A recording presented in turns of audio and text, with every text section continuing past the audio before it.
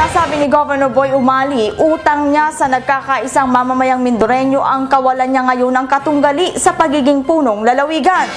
Kaya naman sa araw mismo ng anibersaryo ng lalawigan, ninais niyang makasalo sa hapagkainan ang pamilyang Mindoreño bilang pasasalamat na rin sa ipinadamang pagsuporta ng mga ito sa mga programa at proyekto ng kanyang pamunuan.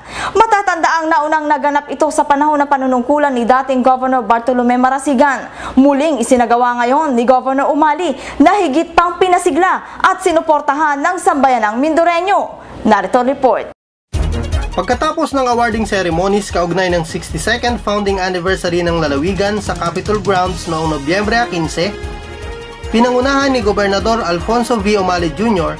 kasama ang kanyang may bahay na si Ginang Susan Umali ang pagdulog sa piging ng sambayanan na sinimulan ng sama-samang pananalangin. Isa ito sa tampok na gawain para sa pamilyang Mindoreño, kaugnay ng pagdiriwang at bilang pagtanggap na rin sa mga bisitang dumalo at sa lahat ng nakiisa sa pagdiriwang ng anibersaryo. Masayang pinagsaluhan ng lahat ang inihandang mga pagkaing Pilipino tulad ng nilagang talong, okra, ampalaya, at talong na may sawsawang alamang, adobong baboy at lechon. Tulad na rin sa tradisyong Pilipino, kumain ng nakakamay ang lahat. 3 mahahabang mesa ang inihanda, walang patid ang paglalagay ng pagkain upang makakain ang lahat ng mga dumalo. Mataas man o mababa ang katungkulan, bata man o matanda, mahirap man o mayaman, lahat ay nagsalo-salo sa piging. Dama ang pagkakaisa, naroroon ang pagbibigayan, ang magiliw na pag-aalok ng pagkain, hindi man gaanong kakilala ang mga katabi. Ang gawain ay pinangasiwaan ng Office of the Governor, Provincial Administrator's Office, na pinamamahalaan ni Provincial Administrator Angel Saulong, Provincial Human Resource and Management Office sa pamamahala ni Ginang Elisa Paala at ng Provincial Government of Oriental Mindoro Employees Association of Pigumea. Eric Maravilla, KPSN.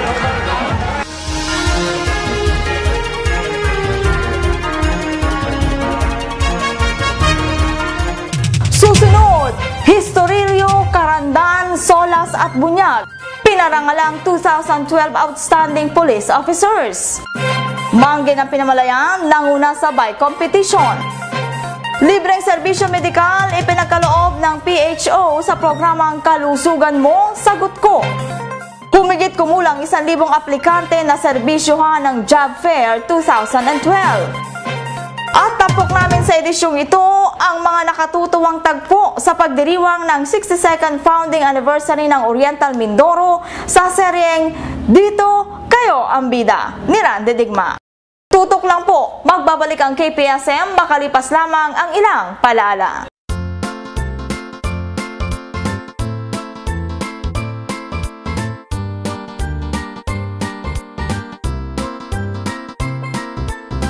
Marami na ang nagdaan, programang kontra kahirapan. Parang ambul ng kalat-kalat at hiwa-hiwalay. Halimbawa, edukasyon, ngunit bulsa na may walang laman.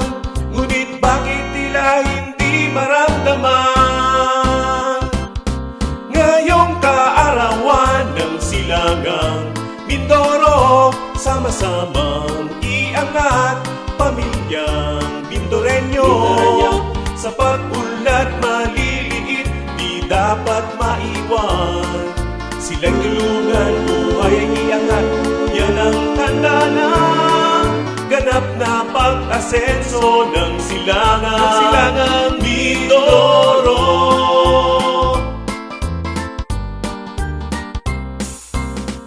Seryoso na paglaban upang maibsan ang kahirapan. Masithing layunin ni Paring Boy pinag-isipan. Mabisang paraan sa bayang pagkilos kontra kahirapan. Sangkap sa pangunahing programa ng lalawigan. Ngayong kaarawan ng silangang Mindoro, sama-samang iangat pamilyang Mindoreño. sa pag-unlad maliliit, di dapat maiwan. Sila'y tulungan, buhay ay iangat, yan ang tanda na ganap na pag-asenso ng silangang Mindoro. Sa seryosong paglaban kontra kahirapan, sikat para sa tuwid na landas ng pagtulong sa mahihirap. Sikat sa sabayang pagkilos ng ahensya ng gobyerno. Sikat sa parawan itong lalawigan ating palakasin. Sikat, sikat, sikat Mindoreño. Ngayong kaarawan ng silangang Mindoro, ganap na pag-asenso ng silangang Mindoro.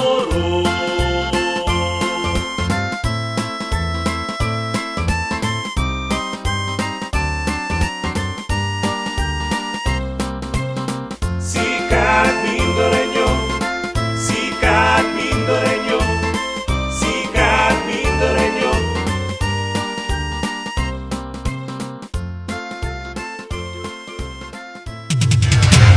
Mahalaga ang kapayapaan at katahimikan sa isang lugar. Ito ang susi upang magpatuloy ang pagsisikap ng mga mamamayan na mapaunlad ang kanilang bayan. Ito rin ang unang isinasaalang-alang ng mga mamumuhunan bago sila pumasok at mag-invest sa isang lugar. At dito, malaki ang papel na ginagampanan ng ating kapulisan. Kaya naman sa mga nagtataya ng sinserong paglilingkod, parangal ang handog ng administrasyon ni Governor Umali upang higit pang pagbutihin ng mga ito ang pagganap nila sa kanilang tungkulin na mapanatili ang kapayapaan at katahimikan. Tunghayan natin ngayon kung sino-sino sa kanila ang ginawaran ng parangal bilang outstanding police officers sa balita ni Ana Marie Reyes. Welcome to the awarding ceremony of the 2012 Outstanding Police Officers of Oriental Mindoro. Isang simpleng seremonya sa Kapitolyo ang isinagawa noong November 13 na pinangunahan ni Governor Alfonso V. Umali Jr. at PNP Provincial Director Police Senior Superintendent Ronaldo de Jesus upang parangalan ang pinakamahuhusay at pinakamagagaling na kasapi ng Philippine National Police sa lalawigan.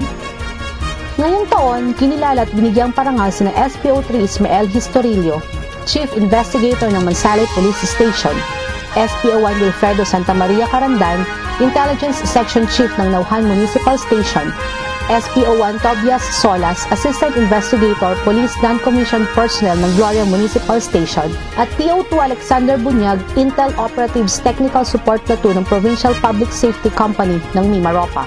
Bukod sa plake ng pagkilala, tumanggap ang 4 na outstanding police officers ng tig sa 10,000 pisong insentibo. Pinasalamatan ni PD de Jesus ang pamunuan ni Governor Umali sa aniyay pagkilala sa mabuting ginagawa at maayos na paglilingkod ng mga pulis sa lalawigan, kasabay ng paggiling sa kanyang mga kapwa-pulis na gawing ehemplo ang mga mabubuting ginagawa ng 4 na pulis na pinarangalan ng pamahalaang panlalawigan. Una, siyempre, congratulations sa mga awardees. Ikalawa, dapat tayo magpasalamat sa pamunuan ng lalawigan ng ating probinsya dahil sa pagkilala sa gawa at mga good deeds ng mga awardees natin. Itong recognition na to will definitely inspire other policemen para sa susunod sila naman ang mapili bilang isa sa mga outstanding policemen ng ating lalawigan. Ayon naman kay Governor Umali, ang pagsisikap ng kapulisan na panatilihin ang kaayusan at kapayapaan sa buong lalawigan ay napakalaking bahagi upang epektibo niyang maipatupad ang kanyang mga pagpupunyaging pangkaunlaran para sa Oriental Mindoro. Nais ko pasalamatan yung mga kapulisan at siyempre yung mga hepe dito sa atin, yung hepe ng ating mga departamento na kung saan itong nangyayari ngayon sa Mindoro, hindi natin maaapitahan ito kung hindi tayo tutulong-tulong, nag-uusap at talagang nagkakaisa. So maraming salamat sa inyo at hindi naging nangyayari sa kanito, hindi natin kasama rin yung mga kapulisan. tama yun, may mga konting diferensya na kailangan tayo ayusin, pero maraming salamat talaga. Siyempre sa inyo, sa pangunguna ng ating PD ngayon, si DJ yung sanay ang tawag ko eh. Ang search for outstanding police officers sa inilunsad noong 2004. Sa bisa ng Provincial Ordinance No. 009-2003, ang parangal ay taunang sinasagawa upang bigyang rekognisyon ng mga kasapi ng Philippine National Police na nakabase dito sa Oriental Mindoro at nakapagpamalas ng husay at galing sa paglaban sa lahat ng uri ng krimen at pagpapanatili ng kapayapaan at kaayusan sa lalawigan at protektahan ang buhay at ari-arian ng mamamayang Mindoreño. Chairman ng search si Governor Umali. Co-chairman niya si P.D. De Jesus. Vice Chairman si Bukal Infantado samantalang tumatayong acting chairman nito si Provincial Human Resource Management Officer Elisa O. Paala. Kasapi ng search committee sina Joyce Cree bilang kinatawan ng DILG, Rolando M. Abonador na kinatawan ni Bukal Infantado, Reverend Alexander Rojas ng Religious Groups, Criselia Escueta ng Human Rights Groups at Police Chief Inspector de Artenian Catalbas na kinatawan ng PNP. Sa kaugnay na balita, ipinadama rin sa isinagawang padyak para sa kalikasan ang kahalagahan ng preserbasyon at pagbibigay proteksyon sa kapaligiran at kalikasan. Nagbabalita si Eric Maravilla. Hindi naging sagabal ang pag-ulan sa isinagawang sikad na padyak na Ikaw ang Mauna. Kalinsabay ng pagdiriwang ng 62nd founding anniversary ng Oriental Mindoro. Ganap na alas 5 ng umaga, sinimula ng padyak para sa kalikasan bike competition na nagsimula sa Kapitolyo at tumahak patungong Muelle Puerto Galera at pabalik muli sa Kapitolyo. Sa 29 na lumahok dito, pinakamabilis na nakabalik patungong finish line si Leo Del Mangue ng Pinamalayan bilang sprint winner at lap winner na tumanggap ng halagang 14,000 pesos at 3 tropeyo. Sinundan nito ni Roberto Parahinog ng Bayanan Pola, first runner-up at lap winner from Calapan City to Puerto Galera, na tumanggap ng halagang 9,000 pesos at 2 tropeyo. Sumunod si Randy Apostol ng Lalud, Calapan City, na tumanggap ng halagang 6,000 piso at 2 tropeyo, at si Jeffrey Marasigan ng Aurora Nauhan, third runner-up winner, na tumanggap ng halagang 3,000 pesos at 1 tropeyo. Tumanggap naman ng consolation prizes ang mga non-winners. Ayon kay Governor Boy Umali, ang naturang gawain na pinamahalaan ni CAD Officer Robert Mendoza ay nagpakita ng pagmamahal sa kalikasan at nagpatunay ng pagkakaisa ng mga Mindoreño para sa patuloy na pag-asenso ng lalawigan.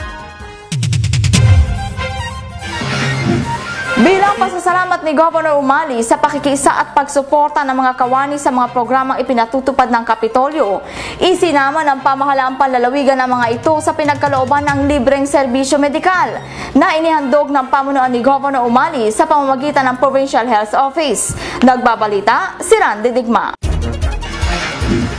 Humigit kumulang sa 300 pasyente na pagkalooban ng programang Kalusugan Mo Sagot Ko ng pamahalang palalawigan sa pamamagitan ng tanggapan ng Provincial Health Office bilang bahagi ng pagdiriwang ng 62nd founding anniversary ng Oriental Mindoro. Ayon kay Executive Assistant 4 Dr. Marpeo Marasigan na nanguna sa gawain, kabilang sa kabuuan ng nabigyan ng serbisyong pangkalusugan ang mga kawani ng Kapitolyo. Gayun din ang grupo ng mga senior citizen na matatandang isa sa grupong prioridad ng administrasyon ni Gobernador Alfonso V. Umali Jr. Nag-start tayo nung Tuesday. So, itong blood chemistry na-avail ng ating mga empleyado at hindi na empleyado. Maraming senior citizen at mga relatives ng ating pasyente, ating empleyado. Meron tayong blood chemistry consisting of FBS, cholesterol, uric acid, at saka creatinine. So far, mahigit ng 200 ang nag-avail at ganoon din, may urinalysis din. Binibigay namin. Pagkatapos makita yung resulta, nakita namin mga doktor, binibigyan din natin ng libreng gamot na i-take nila. At may dietary counseling din na ginagawa sa mga pasyente. Samantala, maliban sa pagkakaloob ng libreng serbisyong medikal at iba't ibang laboratory tests, nagkaloob rin sila ng dietary counseling upang maitiyak na ang pasyente ay may matututunan sa pangalaga ng kalusugan. Binigyan din ng libreng gamot ang mga naging pasyente. Magkakatuwang itong itinaguyod ng Pamahalang Panlalawigan, Provincial Health Office at Department of Health. Randy Digma, KPSM.